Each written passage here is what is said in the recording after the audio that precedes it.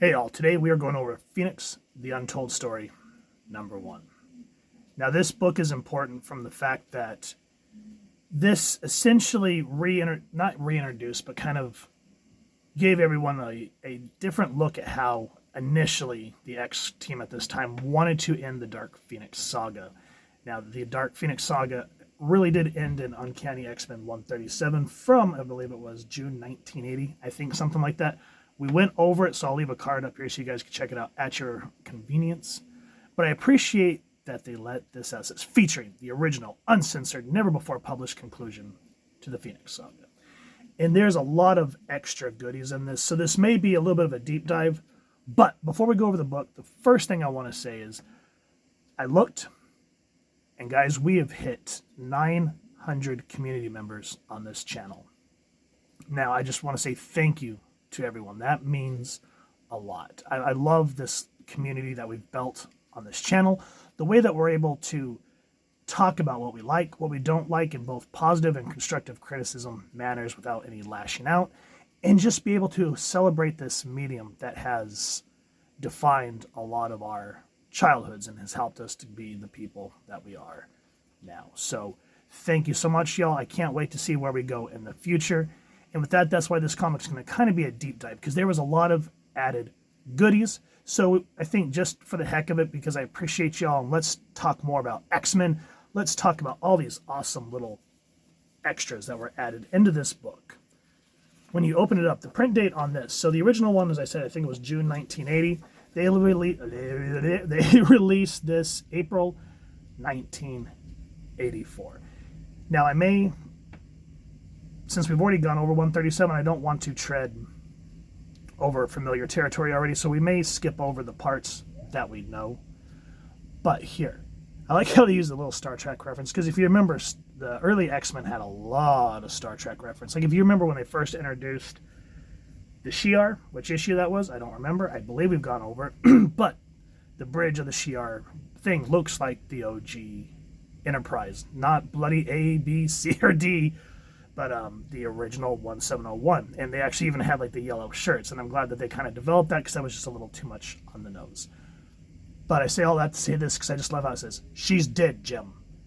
Now, I may get this guy's name wrong, because I just suck at pronouncing names. But it says, by X-Men editor Jim Salicrup. I think that's how you say it. It says, this is no what-if story. When issue 137 of the X-Men was conceived, Jean Grey, this virtually all-powerful super mutant called Dark Phoenix, survived at the end of the story, albeit in an altered state. However, all-powerful editor-in-chief Jim Shooter had a problem with the particular ending. After all, he wondered, had nasty old Dark Phoenix destroyed a star which set off a chain reaction which resulted in wiping out an entire planet of cute little fuzzy creatures? Had I, as the then editor of the X-Men, become so evil, so heartless, that I would condone such senseless cosmic violence by letting Ms. Grey off with what amounted to a slap on the wrist? Had I turned into Dark Selkroop, destroyer of fuzzy creature-filled worlds? No, not really. My excuse? 2 simple words. As Steve Martin would say in an embarrassing situation like this, I forgot. I mean, how often do you really hear like editors and creatives on comics say, I made a mistake? So I really appreciate that. Back in the day, if they fudged up, they fudged up. There's even a fun little thing, I think it was between, in the 90s, Spawn issue 19 and 20. I think they released 20 before 19 or something like that. And Todd made a little meta joke in there saying that the editor doesn't know how to count. We'll go over that eventually. But it just kind of reminds me of this, where they take accountability and a fun way to say, hey, I'm human, poop happens. Fortunately, Big Jim hadn't forgot. He's not editor-in-chief around here for nothing, you know. Working with Chris Claremont and John Byrne, along with Louise Jones, who was scheduled to take over editing chores with issue 138, Jim helped come up with a dramatic and powerful tale which finally finished off Dark Phoenix. They did a sensational job, and what we were presenting here in this special edition is that same story, but with its original ending. It's something we've never done before. It's kind of like how Hollywood is restoring lost footage to many screen classics. But as far as official Marvel continuity is concerned, The events shown in this version never happened, not even in an alternate reality. Phoenix is still dead. Which, thankfully, at this point, they hadn't decided to bring her back and start X Factor. This was still too early. So long live Phoenix. Despite all our efforts, Phoenix was developed a huge cult following which refuses to let her rest in peace. Showing her die wasn't enough. Showing her buried wasn't enough. In an issue of the Fantastic Four I edited, John Byrne even placed the Great Refuge, the legendary home of the Inhumans, on top of her lunar gravesite, and that still wasn't enough. And in a recent long-running story, The X-Men, Chris had many fans believing that Jean Grey had in fact returned. Despite the outcome of that story, many still believe Dark Phoenix will live again. Didn't Jean Grey become Phoenix by sacrificing her life to save the X-Men in the first place? Isn't returning from the dead the very reason she's called Phoenix? If nothing else, Phoenix still lives in the hearts and minds of all those who loved her. Just ask Jim Shooter. The poor guy can't even go to a comic book convention without being besieged by her countless fans' requests to bring her back alive. What will be the final outcome of this controversy? How do I know? Check out the roundtable interview elsewhere in this issue to see for yourself how confused we are around here at the Mixed Up Marvel. If you think, after reading the Dark Phoenix tapes, that we have any idea what we're doing, let alone what we'll be doing in the months to come, then tell us. We'd like to know. And this is why we loved comics, because we felt like we were part of the gang. Obviously not, because we were just people that consume. But they made the consumer feel like you were part of the Marvel team. And I appreciate that. Now, with that said, the comic essentially starts out as we all would know. We talked about the, I almost called him the recorder. The Watcher here talking about how he watched Jean be born. And he goes, I saw her reborn as Phoenix. Though she did not know it then, Jean had been one with a primal force second only to that of the Creator. It was more power than she or any human could ever hope to control in time. It twisted and warped her soul until Phoenix was transfigured into Dark Phoenix. The X-Men fought to save their friend and return Jean Grey to her humanity, and after an epic struggle, they succeeded. But then at the very moment of their triumph, the X-Men vanished from the face of the earth. The battle is not yet ended, and this drama's final act is about to begin. And so we turn the page. Well, before we do that, is it this page? No, it's the next page. Okay. I had to remember. We turn, and we get, of course, again, a reprint of that classic splash from 137 when they are teleported directly onto the bridge of the Shi'ar starship, flagship, whatever you want to call it. And this was, at this time, Chris Claremont, writer, along with John Byrne, co-plotter, penciler. Terry Austin was the inker. Tom Orzanowski doing the letters. Glennis Swine, colorist. Jim Scalaroop and Louise Jones, we know as Louise Simonson, was the editor, and Jim Shooter, editor-in-chief. Thing about this, guys, I mean, back in the day, these were just names. We're in 2025 now, and these are just like heavy hitter names, just boom, boom, boom, boom, big ass names. Now, so a quick overview. Jean, I don't remember what issue it was. Maybe they'll take 135. Right there. Right there. It says X-Men 135. So now I don't feel so dumb. Phoenix took off to the stars. And she basically destroyed it. It says, ravenous, after her long journey from your galaxy to ours, she consumed the star Dabari. Unfortunately, Dabari was an inhabited system. As the sun died, so died its planet and their 5 billion inhabitants. A Shi'ar warship intercepted Phoenix and fought her. She destroyed it as well as before, returning to Earth. So that's why the Shi'ar is after Jean. And everyone's calling her a traitor, calling Lilandra a traitor to their friendship. And she goes, true, Cyclops, the X-Men are my friends. I owe you my life, my freedom, my throne, more than I could ever repay. But as Empress, my responsibility is to my people. Phoenix must be destroyed. And even everyone starts to have their doubts. They falter. We've talked about this. Warren, Jean, how could you? Storm, oh, little one, dear sister, I have no words to comfort you, to ease your torment.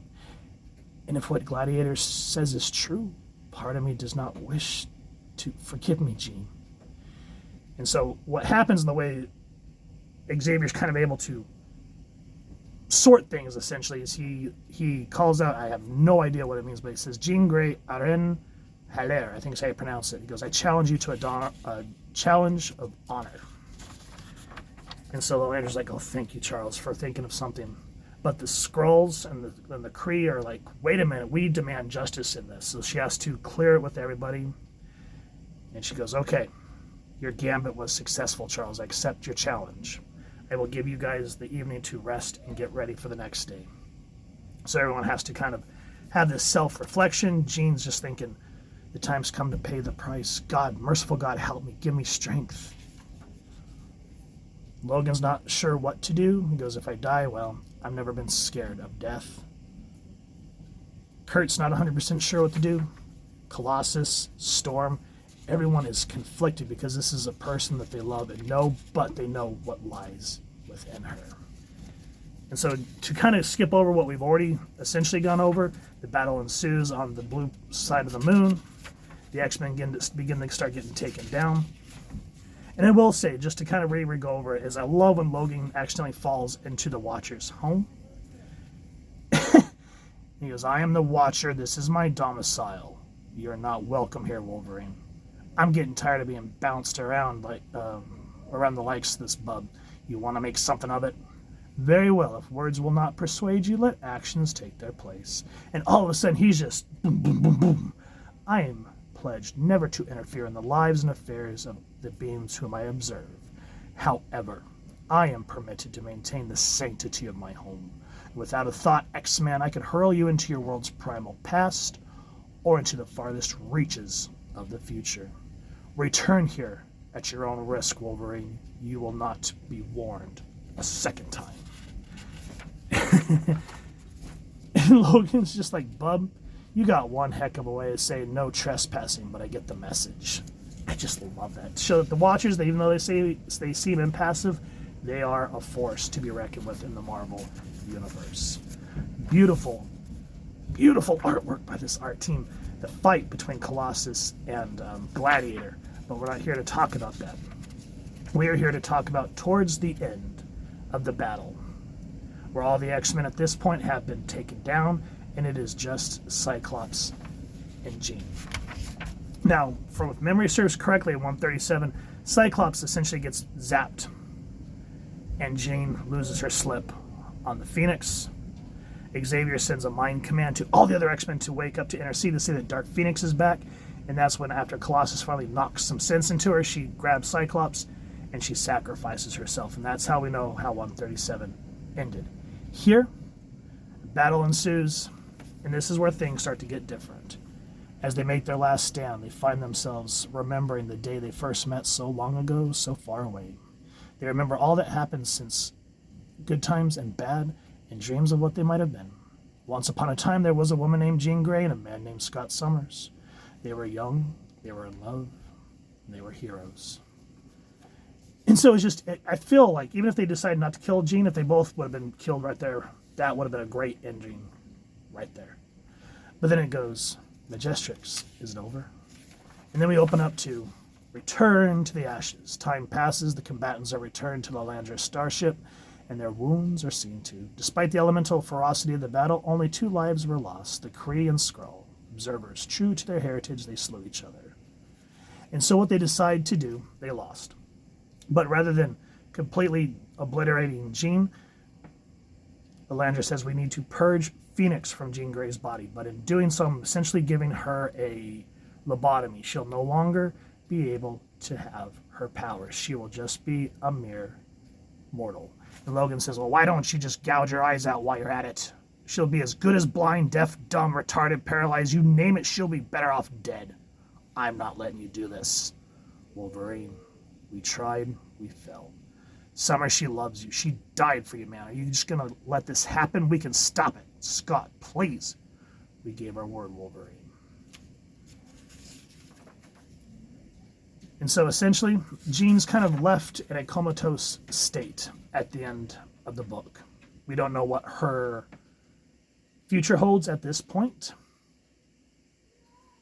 And then, of course, as this book ends, we actually get to see sort of the... Is it? No. Or am I just not quite there? No. I thought we got to see the... I thought they added the actual original ending. But anyway, that's essentially how the end of Untold Tale of Phoenix ends. And what I like here is at the end, it says bonus feature. If Jean Grey had lived, X-Men 138 would have begun with this idyllic splash page instead of the graveyard scene which was used instead. I hate to say it, but I've read this issue quite a few times, and 138.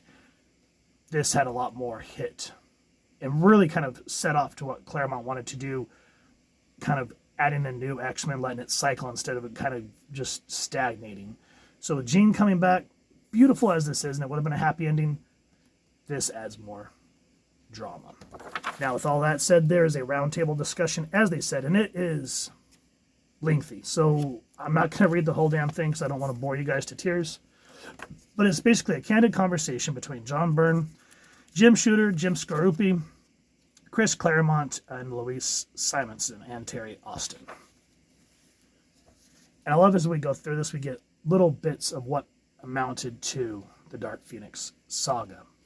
And Jim says, I suppose I'll start this because I'm the biggest. Basically, we're here to discuss how all of this whole Phoenix saga transpired. And then Byrne, eat grapes. Who brought the grapes? Pass them over here. Gotta admit that these comic books, and sometimes we change, we were here to admit that these comic books, and sometimes we change our minds. Jim says we didn't change our minds. The death of Phoenix is irrevocable. Louise, sometimes our minds are changed whether we mean to or not. Jim Shooter, that's not true. Scarupi, how did she become Dark Phoenix in the first place? I don't even remember. And I love how Jim Shooter it's like he has this steel trap mind. Because anyway, I saw that what was going to happen to Phoenix in issue 137, and I did not feel that it worked. I thought that was out of character for the X-Men. I felt that it was a cop-out. I had a big problem the way that the story was resolved. I mean, this lady had wiped out an inhabited planet and then destroyed a starship full of people. I was really unhappy with it. A lot of the things went on right about them. It's not all crystal clear in my memory, but I do remember getting together with Chris and asking him to change the story. We talked about various possible changes that could be made because I felt that there had to be some consequences for the actions. I felt the way the story was originally designed for the end, it did not have enough consequences. It wasn't an ending. I found that the story was kind of, in a way, wimped out. It ended with her being back with the X-Men, seemingly without much concern on her part about what she had done. So, it's his right to say that. He is the editor-in-chief. And I don't know where it's at in here, but he even said that, I didn't really take interest in reading a lot of, he didn't read every comic that got published. He would read it later after it came out on the newsstand, and then he would get with the creative team and say, hey, this worked, this didn't work, just do better on the next issue. But he said he took interest in this because he had met with Chris and John Byrne beforehand, and they laid out something. And he goes, you said I'm not going to do all this bad nastiness to her. I'm going to kill her. You mean after all this blew up, not from the very beginning? And then Scarup says, I remember Jim wanted and felt strongly about a story where a long-established good guy, Marvel character, becomes a real villain, having done earlier in stories where Marvel comics where the bad guy becomes the good guy. I think that inclination sort of eventually led to some of the stuff Jim did in this Avengers and Yellow Jacket. And they kind of start to argue a little bit. I mean, it's sort of friendly banter, but you can tell that Jim's not taking shit from no one. And John says, when you look at it, it was never played that way, and then you get into some problems. You could look at it as a justification for genocide. Yeah, because I was coming at it from a totally diametrical opposed. I read those issues carefully, and I could see where Chris was going, and in some of what I thought were brilliantly written scenes, Phoenix was torn about whether or not to destroy her family and the X-Men. They were very well-written scenes, very strong scenes, which at the same time that they were intriguing and powerful, and from my point of view, they really all kind of settled in this issue that this is her. She spoke with one voice, because Chris and John were saying that they were trying to make her seem like she was possessed by two people, and that's what this whole argument's about. But Jim says, the way I wrote it, she spoke with one voice, and it seems certain that she was not possessed. Frankly, until now, it never occurred to me that it might have been a possession. I don't know if anyone ever mentioned it back then, but I believe this is the first time I had heard or thought of that. And I believe this is John Byrne. I never thought of it as anything else. I even wanted to point out to suggesting to Chris that the moment she became Dark Phoenix, she loses all thought balloons so that we were clearly see that she was now somebody else, so far beyond us that our thoughts were beyond our comprehension. And it goes back and forth, And Jim says, let's let Chris kind of lay it out a little bit. Where was that? I can't remember now. I don't know. But you guys get the point that there was a lot of going back and forth. And from what I heard from the documentary Chris Claremont's X-Men, Claremont and Jim Shooter used to get into screaming matches. And I think that's where they finally, he told Shooter, I'm just going to kill her off, from what I understand. And yeah, you can just see how everyone was still a little sore. And Chris even says, this may sound like a cop-out, but I think it's difficult for me to speak of that purely in isolation, because at this point in time, John and I were in a very real sense true collaborators on the book. It was, with very few exceptions, difficult for me anyway to tell in the actual gestation of the book where one of us left off and the other began. Because it involved one of us coming up with an idea and bouncing it off the other. And though this kind of 2,000-mile tennis match at considerably cheaper rates than we have today coming up with the story and storylines, I had a rough idea where I wanted to take it, which was over the next years, having her deal with what happened with what she did. And from my point of view, I saw that it was coming to terms with the fact that she killed 5 billion people, that she had committed a crime for which she could never atone, and yet she's still alive. The easy way out would have been just jump off a cliff, but she can't. She has to somehow put things right with herself. The ultimate end of it leading up to issue 150 would be that Magneto, having found out about this, would come in, kidnap her, and offer her the power again, on the false assumption that she could control the power. And the X-Men come to rescue. They'd be battling Magneto on one section of Asteroid M, and she'd be in the room all by herself with Phoenix. The effect, the power coming back. Forced to make a choice, could I become a god again with all the power of a god, aware that in the process I may be destroying beings and planets, planetary systems, whatever, in order to survive, or do I deny it and remain in this kind of, what is it for, shadow of a being? So you can see that that'd be interesting, because Chris was very much adamant on having Cyclops, even with Madeline Pryor, go off into the sunset after they decide to kill her off. But they kind of shit the bed with that, and they had to figure out what to do with Madeline, and sadly that's why he's like, I'm just going to kill her off, and that's why we got the Goblin Queen. So this was a very interesting read, guys. I highly recommend, if you are an X-Men fan, like I am, this is something that you want in your collection. Because this, even, there's collectors like, I gotta buy it because, it's 1/10, 1,000 of a variant, blah, blah, blah, blah, blah. For me, it's more of history. And we don't want to lose the history of our mythos. Here is the big names that created characters that we love to this day, talking about their ideas of the Phoenix. So, Jean Grey died. Unfortunately, she didn't stay dead.